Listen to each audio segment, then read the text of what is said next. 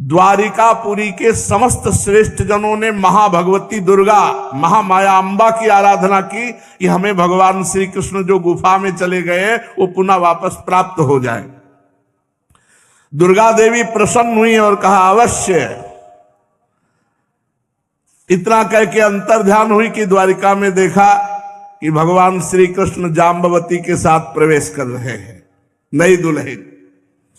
सफल मनोरथ समस्त द्वारिकावासी अंबाजी की जय बोलते हैं कि अभी उपासना पूरी हुई और द्वारिकावासी भगवान श्री कृष्ण के साथ देखा नौ किशोरी रूप जाम्बवती जी और भगवान समंतक मणि लिए हुए, तो सब द्वारिकावासी ऐसे आनंदित हुए मानो दूसरी बार भगवान को प्राप्त किया हो।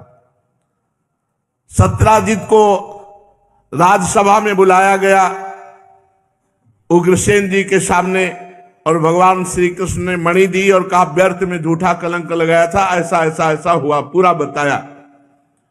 मणि सत्राजित को सौंप दी। सत्राजित बहुत लज्जित हुआ और क्षमा मांगा कि हमने अज्ञान में आपके ऊपर दोषारोपण किया। मणि ले ली पर उसे बहुत चुभा कि मैं निर्दोष भगवान श्री कृष्ण पर ऐसा दोष लगाया। बड़ा पश्चाताप हो रहा था।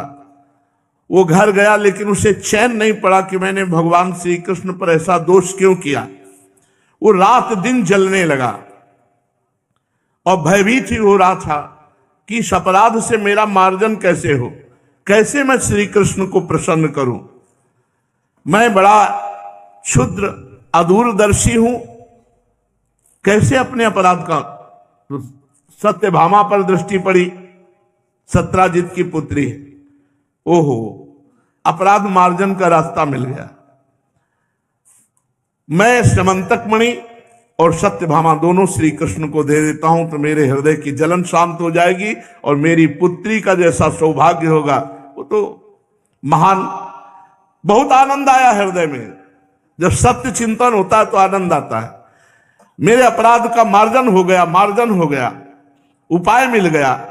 सत्राजित ने अपनी विवेक बुद्धि से ऐसा निश्चय करके स्वयं इसके लिए उद्योग किया और सभा में जाकर भगवान श्री कृष्ण के चरणों में समंतक मणि अर्पण कर दी और कहा कि सत्यभामा मेरी पुत्री है, शील स्वभाव सुंदरता उदारता सद्गुणों से संपन्न है। सत्यभामा को बहुत सुंदर सुंदर वर चाहते थे कि मुझे प्राप्त हो, पर मैं सत्यभामा आपको प्रदान करता हूं। भगवान श्री कृष्ण ने विधि पूर्वक सत्यभामा, बहुत सुंदर थी सत्यभामा जी, ये पृथ्वी का अवतार है और अंबा जी के अंश से जाम्बवती जी है। पाणी ग्रहण भगवान ने किया। अब 3 पटरानियां हो गई। महालक्ष्मी का अवतार श्री रुक्मिणी जी, अंबा जी का अवतार जाम्बवती जी और पृथ्वी का अवतार सत्यभामा जी। ये 3 पटरानियां भगवान की आगे क्रमशः प्राप्त होती जाती है। भगवान ने सत्यभामा जी से जब ब्याह कर लिया तो समंतक मणि पुनः सत्राजित को दी कि मुझे समंतक मणि नहीं चाहिए, आप सूर्य भगवान के भक्त हैं इसलिए आपके पास रहे, हम तो केवल उसके फल के अधिकारी हैं। जो 8 बार सोना हुआ करे वो सत्यभामा को दे दिया करो। परीक्षित यद्यपि भगवान श्री कृष्ण को इस बात का पता था कि लाक्षागृह की आग से पांडवों का बाल भी बांका नहीं हुआ, तथापि जब उन्होंने समाचार सुना कि लाक्षागृह में पांडव जल गए तो कुल परंपरा व्यवहार करने के लिए बलराम जी के साथ हस्तिनापुर गए। वहां जाकर भीष्म पितामह, कृपाचार्य, विदुर, गांधारी और द्रोणाचार्य से मिलकर सहानुभूति प्रकट की और कहने लगे ये तो बड़ा अनिष्ट हो गया जो पांडवों को लाक्षागृह में भस्म किया गया।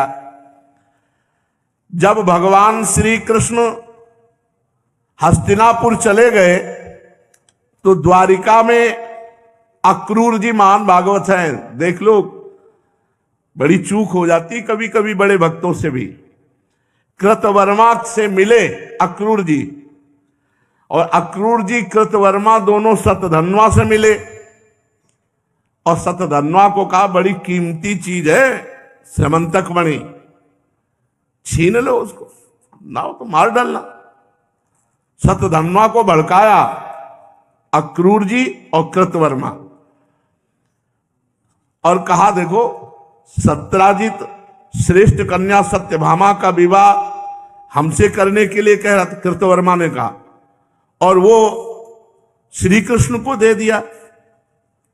सुनो, अब ऐसा उपाय करो जहां प्रसेनजित गया है ना, वहीं सत्राजित को भी पहुंचा दो। अक्रूर जी और कृतवर्मा ने भड़काया सतधन्वा को। सतधन्वा तो पापी था ही, उसके सर पर मृत्यु नाच रही थी, इसलिए बात समझ नहीं पाया। अक्रूर जी और कृतवर्मा के बहकाने पर उनकी बात में आ गया, और वहां गया तो देखा सत्राजित सो रहे हैं और मणि एक दिव्य स्थान में रखी। तो सतधन्वा सत्राजित को मार डाला। अब स्त्रियां चिल्ला पड़ी वहां घर की। सतधन्वा कोई भी आवाज पर विचलित नहीं हुआ, सत्राजित को मारकर मणि लेकर वहां से चंपत हो गया। रास्ते में अक्रूर जी मिले, उनका मणि मुझे दे दे, तेरे पास मणि नहीं तो मार डाला जाएगा, तू ऐसे तो तू बच जाएगा। अक्रूर जी ने मणि अपने जेब में डाली, काशी निकल गए। बड़ा विचित्र खेल है। अब सत्यभामा जी जब देखा कि पिता मार डाले गए तो बड़ा शोक हुआ, वो हाय पिताजी विलाप करने लगी। इसके बाद सत्राजित के शव को तेल के कढ़ाई में रखवा दिया गया और हस्तिनापुर को गई, और बड़े दुख से भगवान श्री कृष्ण से अपनी पिता की हत्या का वृत्तांत सुनाया। भगवान को सब कुछ पहले से पता था, अनजान बनते हुए कहने लगे, अरे आंखों में आंसू भर के, अरे हमारे ससुर की हत्या हो गई, हम पर तो भारी विपत्ति आ गई, वैसा ऐसे कह के विलाप करने लगे। इसके बाद भगवान श्री कृष्ण सत्यभामा और बलराम जी हस्तिनापुर से द्वारिकापुरी लौट आए। पूरा पता लगाया, पता चला अक्रूर जी और कृतवर्मा ने भड़काया था, सतधन्वा मार करके सत्राजित को मणि लेकर भाग गया। जब सतधन्वा को मालूम हुआ कि ये बात श्री कृष्ण को पता चल गई, बहुत डर गया। उसने प्राण बचाने के लिए कृतवर्मा से कहा, तुमने कहा था कि मार डालो, मणि छीन लो, अब हमारी सहायता करो। कृतवर्मा ने कहा, है भगवान श्री कृष्ण बलराम जी सर्वशक्तिमान ईश्वर है, उनसे हम तुम्हें बचा सकते हैं भला? अरे उनकी समानता कोई करने वाला त्रिभुवन में नहीं, कौन होगा जो उनसे वैर बांध करके इस लोक और परलोक में सकुशल रह सके? तूने देखा नहीं, कंस ने बैर किया, बाल पकड़ के सभा में उठा के पटक के मार डाला। अरे जरासंध जैसे सूरवीर 23 अक्षोणी सेना लेकर 17 बार मैदान से भाग पड़े। कृतवर्मा ने कहा, हमसे तुम आशा मत रखो, हम सामने भी नहीं जाएंगे। सतधन्वा को टका सा जवाब दे दिया। अक्रूर जी के पास गए और कहा, अक्रूर जी सहायता करो, मणि तो आपके पास है, आप हमारी सहायता करो। अरे उनका पागल हो, ऐसा कौन है जो सर्वशक्तिमान भगवान श्री कृष्ण को जानते हुए भी उनसे वैर विरोध ठाने? अरे खेल खेल में विश्व की रचना करने वाले, पालन करने वाले, संहार करने वाले श्री कृष्ण कब क्या करना चाहते हैं ब्रह्मा भी नहीं जानते हैं, हम उनसे वैर लेंगे? अरे सुन, नीरे 6 दिन के बालक थे तब पूतना को मारा था। 7वें वर्ष में गिरिराज गोवर्धन अकासुर बकासुर, जो नन्हे से बच्चे 7 दिन तक गिरिराज को उठाए रहे, अरे उन भगवान को हम केवल नमस्कार करते हैं, हम तुम्हारा कोई सहयोग नहीं करेंगे। हे श्री कृष्ण, तुम्हें बार बार नमस्कार। सतधन्वा ने कहा, प्राण जा रहे हैं, नमस्कार चक्कर, ये तो स्तुति प्रार्थना उनकी। टका सा जवाब अक्रूर जी ने दे दिया। सतधन्वा बेमतलब मारा जाएगा। अब ये अपनी जेब में समंतक मणि रख करके काशी चल दी कि सामने ही नहीं पड़ेंगे भगवान के।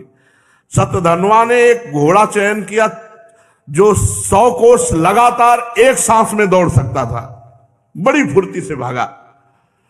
भगवान को पता चला तो श्री कृष्ण और बलराम दोनों रथ पर सवार हुए, जिस पर गरुण ध्वज विराजमान है उसमें अपने घोड़ों से जुटे। भगवान के घोड़े तो मन के वेग के समान।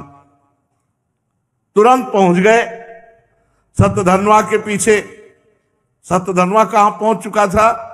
द्वारिकापुरी से मिथिलापुरी के निकट। इतना तीव्र गति। अब सतधनवा का घोड़ा गिर पड़ा, भगवान रथ छोड़कर पैदल भागे, उसको पकड़ लिया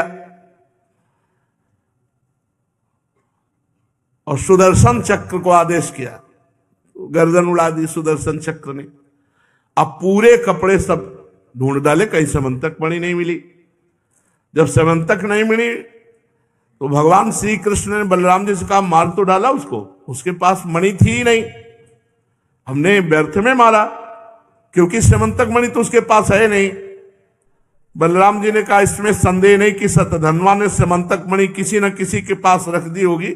अब तुम द्वारिका जाओ, हम यहां जब नजदीक आए हैं तो विदेहराज जनक से मिलकर थोड़ा सत्संग करेंगे। मैं विदेहराज से मिलकर के फिर आऊंगा, क्योंकि मेरे बहुत प्रिय मित्र हैं। परीक्षित यह कहकर यदुवंश शिरोमणि बलराम जी मिथिला नगरी में चले गए। जब मिथिला नरेश ने देखा कि पूजनीय बलराम जी महाराज पधारे हैं, तब उनका हृदय आनंद से भर गया। उन्होंने झटपट आसन से उठकर दिव्य सामग्रियों से बलराम जी का पूजन किया। इसके बाद बलराम जी कई वर्ष तक मिथिलापुरी में रहे, क्योंकि परम ज्ञानी मिथिला नरेश से सदैव सत्संग होता रहता। महात्मा जनक ने बड़े प्रेम और सम्मान से बलराम जी को रखा। कई वर्ष तक बलराम जी मिथिला में रहे। बहुत समय के बाद धृतराष्ट्र के पुत्र दुर्योधन ने बलराम जी से गदा युद्ध की शिक्षा ग्रहण करने के लिए उनको गुरु रूप में वर्ण किया। अब अपनी प्रिया सत्यभामा का प्रिय कार्य करके सतधनवा को मार करके भगवान श्री कृष्ण द्वारिकापुरी लौट आए और समाचार सुना दिया कि सतधनवा मारा गया, लेकिन समंतक मणि उसके पास नहीं मिली। इसके बाद सत्राजित की अंत्येष्टि क्रिया करवाई। अंत्येष्टि क्रिया करने से जो प्राणी शरीर छोड़कर जाता है उसकी उन्नति होती है, करना चाहिए सबको। जैसे अब आजकल शॉर्ट कट हर जगह होने लगा, नहीं 13 दिन तक कर्मकांड होते हैं। मुंडन करा करके एक आदमी पवित्र रहता है 13 दिन परिवार का, और वो सब रोज पिंडदान और आराधना आदि करता रहता। गरुड़ पुराण होते थे, अब तो सब चटपट एकदम। इससे प्राणी की उन्नति होती। जैसे किसी के घर में कोई पधारा, आप 13 दिन तक अनुष्ठान कीजिए, गरुड़ पुराण हो रही है, भगवान नाम कीर्तन हो रहे हैं और ब्राह्मण भोज हो रहा है, और ये सब उस जीवात्मा को तो मृतक में जो मृतक प्राणी हो गया उसके उपलक्ष्य में जो करवाया जा रहा है, तो 13 दिन तक वो सब उसको पुण्य प्राप्त होते हैं और वो उन्नति को प्राप्त होता है। इसीलिए चाहा जाता है कि हमारे परिवार में कोई एक वंश चलाने वाला हो। जब हमारा शरीर छूटे तो अनुष्ठान, कम से कम हमसे नहीं बन पाया तो अनुष्ठान करवा के हमारी सदगति करवा दे, श्रीमद् भागवत करवा दे, संत भंडारा करवा दे, और अन्य ब्राह्मणों का भोज करवा, ये सब किया जाता है उत्सव। भगवान ने वो सब किया। अक्रूर और कृतवर्मा ने सतधनवा को सत्राजित के वध के लिए उत्तेजित किया था। जब सुना कि सतधनवा मारा गया तो दोनों द्वारिका से भाग खड़े हुए।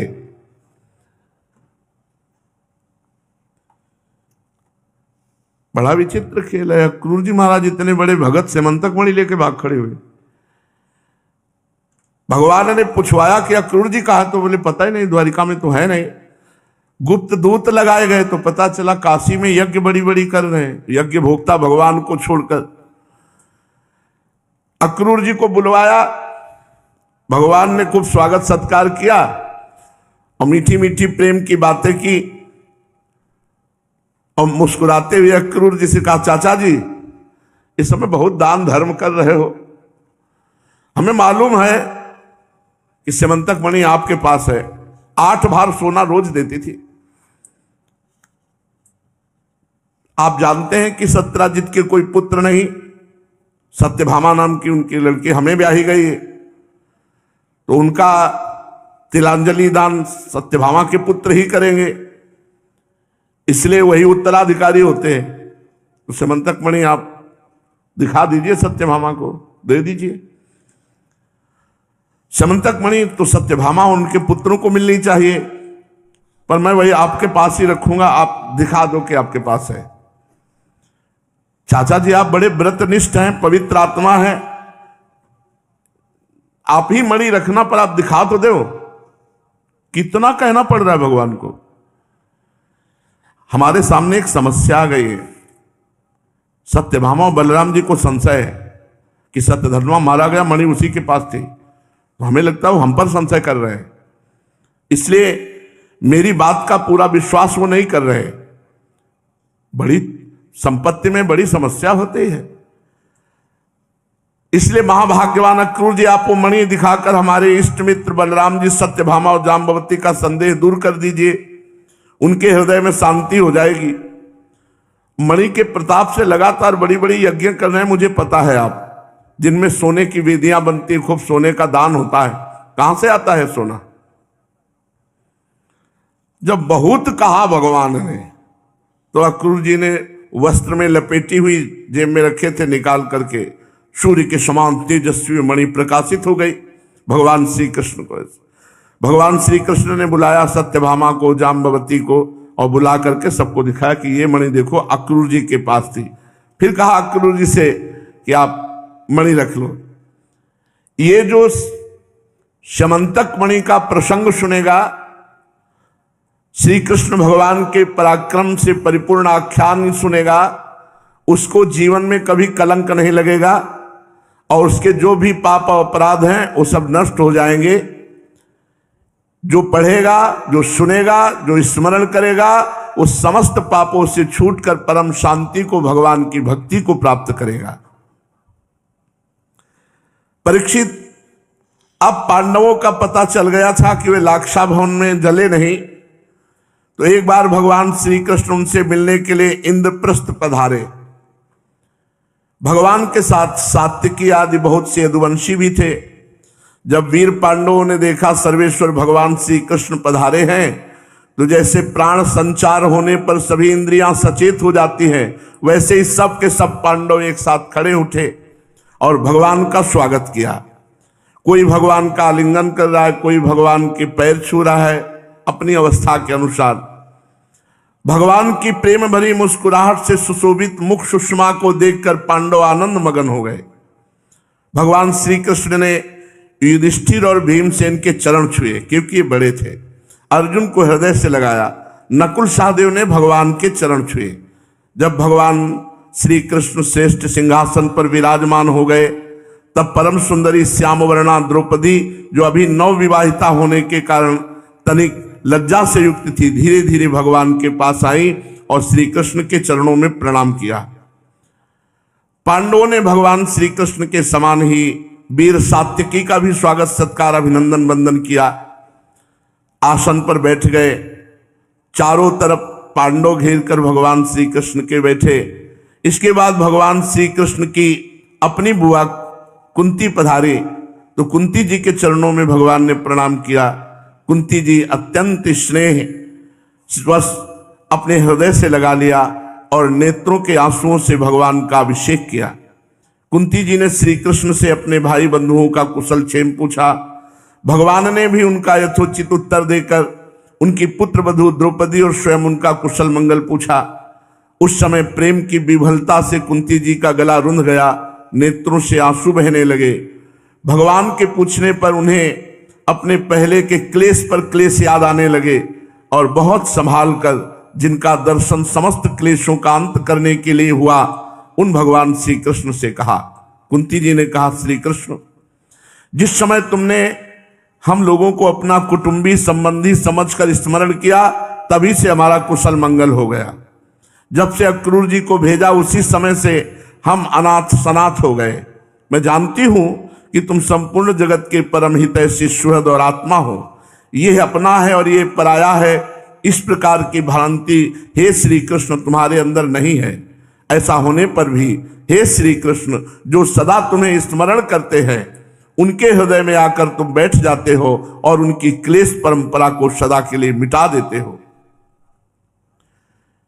युधिष्ठिर जी ने कहा, हे सर्वेश्वर श्री कृष्ण, हमें इस बात का पता नहीं कि हमने अपने पूर्व जन्म में या इस जन्म में कौन सा तपस्या साधन किया, क्योंकि आपका दर्शन तो बड़े बड़े योगेश्वर भी बड़ी कठिनाई से प्राप्त कर पाते हैं और हम कुबुद्धियों को घर बैठे आपका दर्शन हो रहा है। राजा युधिष्ठिर ने इस प्रकार भगवान की विनय की, खूब सम्मान किया और भगवान से कुछ दिन वहीं रहने की प्रार्थना की। भगवान श्री कृष्ण इंद्रप्रस्थ के नर नारियों को अपनी रूप माधुरी से नयनानंद का दान करते हुए 4 महीनों तक वहां सुखपूर्वक रहे। जब रह रहे थे तो उन्हीं दिनों में एक बार वीर शिरोमणि अर्जुन ने गांडीव धनुष और अक्षय बाण वाले 2 तरकस लिए और भगवान श्री कृष्ण के साथ कवच पहन करके रथ पर सवार हुए, जिस पर कपिध्वज वानर चिन्ह की ध्वजा लगी हुई है। विपक्षी वीरों का नाश करने वाले अर्जुन गहन वन में शिकार खेलने के लिए गए, जो बहुत ही हिंसक सिंह बाघ आदि भयंकर जानवरों से भरा हुआ था।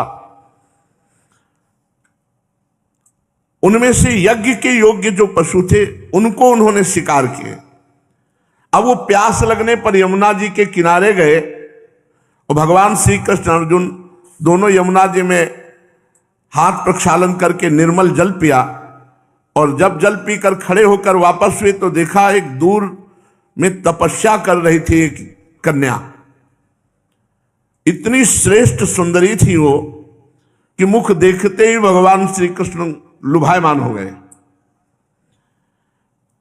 अपने प्रिय मित्र श्री कृष्ण के भेजने पर अर्जुन ने जाकर पूछा, सुंदरी तुम कौन हो? यमुना के पावन तट पर किसके लिए तपस्या कर रहे हो? क्या चाहती हो? किसकी पुत्री हो? मैं ऐसा समझता हूं तुम्हारी तपस्या का उद्देश्य योग्य पति ही होगा। हे कल्याणी, तुम अपना सारा परिचय दो। तो उस कन्या ने कहा, मैं भगवान सूर्यदेव की पुत्री हूं। मैं सर्वश्रेष्ठ वरदानी भगवान श्री कृष्ण को पति के रूप में प्राप्त करना चाहती हूं, इसीलिए यहां कठोर तपस्या कर रही हूं। वीर अर्जुन, मैं लक्ष्मी के परम आश्रय भगवान को छोड़कर और किसी को अपना पति नहीं बना सकती। अनाथों के एकमात्र सहारे प्रेम वितरण करने वाले भगवान श्री कृष्ण मुझ पर प्रसन्न हो। मेरा नाम कालिंदी है, यमुना में मैं निवास करती हूं। भगवान का दर्शन होगा इसलिए मैं यहां तपस्या कर रही हूं। अर्जुन ने जाकर भगवान श्री कृष्ण से सारी बातें कही। वो तो पहले से सब कुछ जानते थे। अब उन्होंने कालिंदी जी को कहा कि तुम्हारी तपस्या पूर्ण हुई, आओ हमारे साथ रथ में बैठो, और फिर धर्मराज युधिष्ठिर के पास ले आए। इसके बाद पांडवों की प्रार्थना से और यमुना जी ये चतुर्थ पत्रानी हुई। सबसे पहले श्री रुक्मिणी जी, फिर जाम्बवती जी, फिर सत्यभामा जी, फिर कालिंदी जी, 4 भगवान की पटरानियां भी हुई। अब भगवान श्री कृष्ण पांडवों के रहने के लिए एक अत्यंत अद्भुत और विचित्र नगर विश्वकर्मा के द्वारा बनवा दिया। भगवान इस बार पांडवों को आनंद देने और उनका हित करने के लिए बहुत दिनों तक रहे। इसी बीच अग्निदेव को खांडवन दिलाने के लिए अर्जुन के सारथी भी बने। खांडवन का भोजन मिल जाने से अग्निदेव भगवान बहुत प्रसन्न हुए। उन्होंने अर्जुन को गांडीव धनुष, 4 श्वेत घोड़े, 1 रथ, 2 अटूट बाणों वाला तरकस और एक ऐसा कवच दिया जिसे कोई अस्त्र शस्त्रधारी भेद न सके। खांडव दाह के समय अर्जुन ने मैदानों को जलने से बचा लिया था, इसलिए उसने अर्जुन से मित्रता कर ली और एक ऐसी सभा बनाई जो बड़ी अद्भुत थी। जहां जल भरा था वहां लग रहा था भूमि है, और जहां भूमि जैसा लग रहा था वहां जल भरा था। जब दुर्योधन इस सभा को देखने के लिए आया तो जहां भूमि जैसा दिखाई दे रहा था वहां जल है, और जहां जल जैसा दिखाई दे रहा वो भूमि है। तो दुर्योधन को लगा जल है, तो अपनी धोती समेटने लगा, तो सब हंस दिए। तो आगे पैर रखा तो भूमि, और वो जल जैसा दिखाई दे रहा था, और आगे भूमि जैसा दिखाई दे रहा था। धोती छोड़ी तो जल में वो गिर पड़ा। सब उपहास किए। जल में स्थल और स्थल में जल का भ्रम हो गया, और इसी हंसी का कुप्रभाव पड़ा। युधिष्ठिर महाराज ने कहा ये बहुत बुरा हुआ, ये बहुत अभिमानी दुर्योधन, इसका उपहास कर दिया गया, अभी अनिष्ट करेगा, अमंगल करेगा। कुछ दिनों के बाद भगवान वहां कुछ दिन तक रहे। फिर अर्जुन आदि से अनुमति लेकर सात्यकी के साथ द्वारिका लौट आए। और वहां आकर ठीक नक्षत्र ग्रह और ज्योतिष के अनुसार कालिंदी जी से विवाह किया, पाणिक ग्रहण किया। उनके स्वजन संबंधियों को परम मंगल और परमानंद की प्राप्ति हुई। अब पांचवी पटरानी। उज्जैन देश के राजा थे विंद और अनुविंद। वे दुर्योधन के वशवर्ती, दुर्योधन के मित्र और अनुयायी थे। उनकी बहन का नाम था मित्रविंदा। ये पांचवी भगवान की अष्टपटरानियों में है मित्रविंदा जी। वहां स्वयंवर हो रहा था और मित्रविंदा जी अंदर से चाहती थी कि भगवान श्री कृष्ण आवे और हमें अपनी पत्नी के रूप में स्वीकार करें। परंतु विंद और अनुविंद ये दुर्योधन के अनुयायी थे, भगवान से द्वेष करते थे। भगवान श्री कृष्ण राजाओं की भरी सभा में गए और बलपूर्वक मित्रविंदा को स्वीकार कर लिया। सारे राजा अपना मुंह देखते रह गए। मित्रविंदा जी भगवान की पांचवी पटरानी हुई। छठवीं, कौशल देश के राजा थे नग्नजित। वे अत्यंत धार्मिक थे। उनकी परम सुंदरी कन्या का नाम था सत्या।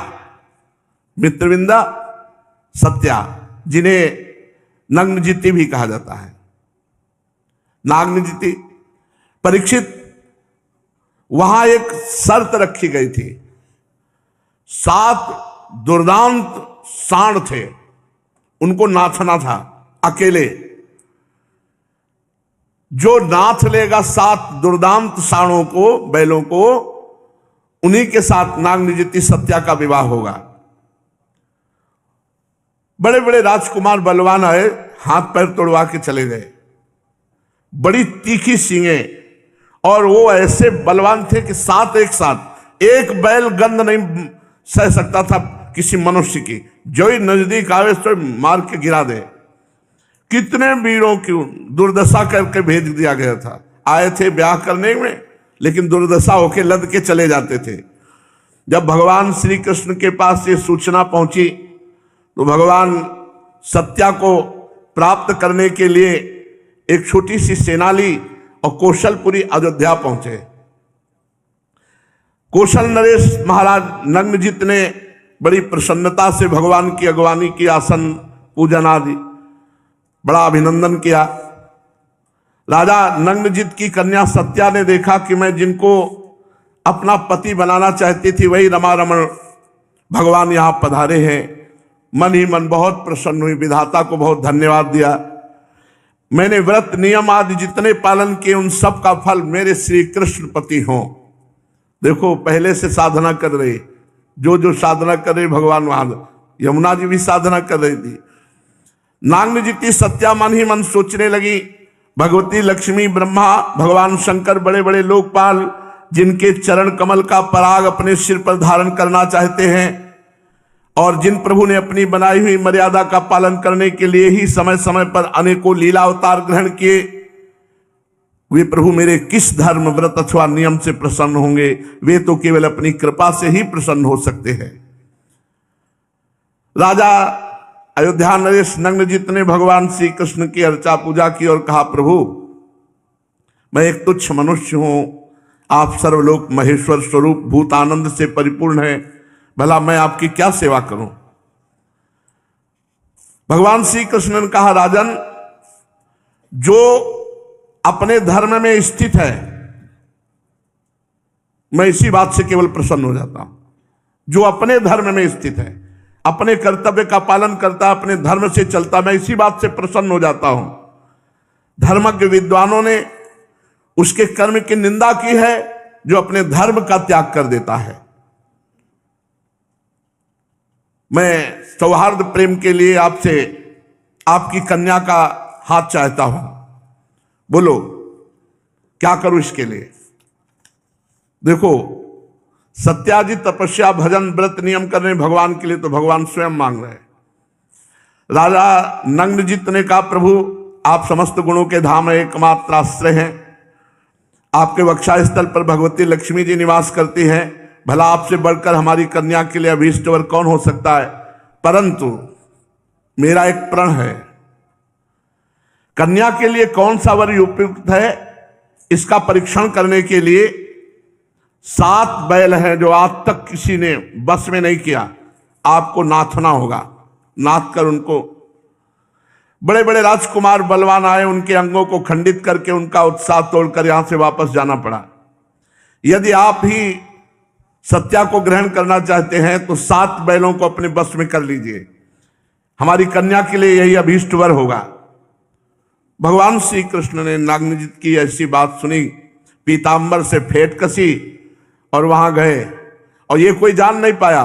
7 रूप धारण किए और एक क्षण में एक एक बैल को नाच करके अपने बस में, और 7 को एक रूप में,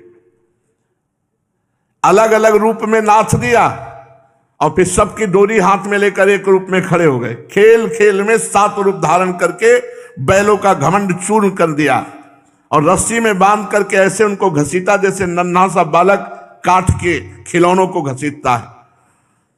नग्नजित को बड़ा विस्मय हुआ कि आज तक कोई ऐसा नहीं कर सका। प्रसन्न होकर उन्होंने श्री कृष्ण को अपनी कन्या का दान कर दिया। सर्वशक्तिमान भगवान श्री कृष्ण ने सत्या को विधि पूर्वक पाणी ग्रहण किया। रानियों ने देखा कि हमारी कन्या को उसके अत्यंत प्यारे भगवान श्री कृष्ण ही पति के रूप में प्राप्त हो गए। उन्हें बड़ा आनंद हुआ। चारों ओर बड़ा भारी उत्सव मनाया जाने लगा। शंख ढोल नगारे बजने लगे, सब ओर गाना बजाना होने लगा। ब्राह्मण आशीर्वाद देने लगे। सुंदर वस्त्र, पुष्पों के हार और गहनों से सज धज कर नगर के नर नारी आनंद मनाने लगे। राजा नग्नजित ने 10,000 गौवें, 3,000 नवयुवती दासियां और बहुत से हार आभूषण दहेज में दिए। 9,000 हाथी, 9 लाख रथ, 9 करोड़ घोड़े, 9 अरब सैनिक जो सेवा के लिए, इतना भगवान को दहेज दिया। 10,000 गौवें, 3,000 नवयुवती दासियां, बहुत से सुंदर स्वर्ण के हार आदि गहने, और 9,000 हाथी, 9 लाख रथ, 9 करोड़ घोड़े और 9 अरब सेवक सैनिक, ये दहेज में दिए। अयोध्या नरेश महाराजा नग्नजित ने कन्या और दामाद को रथ पर चढ़ाकर एक बड़ी सेना के साथ विदा किया। उस समय उनका हृदय वात्सल्य स्नेह के उद्देश्य से द्रवित हो रहा था। भगवान श्री कृष्ण जब चले तो जो और राजकुमार बैलों को नाच नहीं पाए थे, उन्होंने आक्रमण कर दिया। भगवान श्री कृष्ण को घेर लिया और बाणों की वर्षा करने लगे। साथ में अर्जुन जी गए थे। अर्जुन ने कहा, प्रभु आपका भी नया नया पाणी ग्रहण हुआ है, आप बैठो, इनको हम देख लेते हैं। गांडी पर प्रत्यंचा चढ़ाई और जैसे भयंकर सिंह छोटे पशुओं को दबोच लेता है, ऐसे नरपतियों को मार पीट कर सबको भगा दिया। भगवान श्री कृष्ण इतने बड़े दहेज के साथ सत्या को साथ लेकर द्वारिका में आए और पाणी ग्रहण संस्कार किया। रुक्मिणी जी, जाम्बवती जी, सत्यभामा जी, कालिंदी जी, मित्रविंदा जी और नागनजिती सत्या जी, 6 पटरानियां हो गई। भगवान श्री कृष्ण की बुआ श्रुत कीर्ति के देश में ब्याही गई थी। उनकी कन्या का नाम था भद्रा जी, ये 7वीं पटरानी है। उनके भाई संतर्दन आदि ने स्वयं भगवान श्री कृष्ण को भद्रा जी को समर्पित किया। द्वारिका में भगवान ने भद्रा जी के साथ पाणी ग्रहण किया। फिर मध्य प्रदेश के राजा की एक कन्या थी लक्ष्मणा जी। ये अत्यंत सुलक्षणा थी। जैसे गरुड़ ने स्वर्ग से अमृत का हरण किया था, वैसे भगवान श्री कृष्ण ने स्वयंवर में अकेले ही हर लिया था। बड़ा कठिन स्वयंवर था जो लक्ष्मणा जी थी, बड़ा कठिन स्वयंवर था। जैसे द्रौपदी के स्वयंवर में था तो मछली को जल में देख करके मारना था। वो घूम रही थी लेकिन जल में देखकर मारना था। यहां जल में भी देखकर नहीं मारना था, केवल ऐसे निशाने पर लक्ष्य भेद जाए अनुमान से। इसलिए अनुमान से कोई कर ही नहीं पा रहा था, तो भगवान श्री कृष्ण जो वहां गए और लक्ष्मण, ये 8 पटरानियां भगवान की हुई। श्री रुक्मिणी जी, श्री जाम्बवती जी, श्री सत्यभामा जी, श्री कालिंदी जी, श्री मित्रविंदा जी, और फिर सत्या नागनजिती, और फिर भद्रा जी, और फिर लक्ष्मणा जी। ये 8 पटरानियां भगवान द्वारिकाधीश की हुई। अभी ये पटरानियां हुई है अभी रानियां हैं 16,100 और 8 पटरानियां, 16,100 रानियां महाराज द्वारिकाधीश की। अभी कम है। और क्या आप समझते हो? पीछे आपने भागवत में सुना था, एक राजा थे चित्रकेतु, जिनके 1 करोड़ रानियां थी।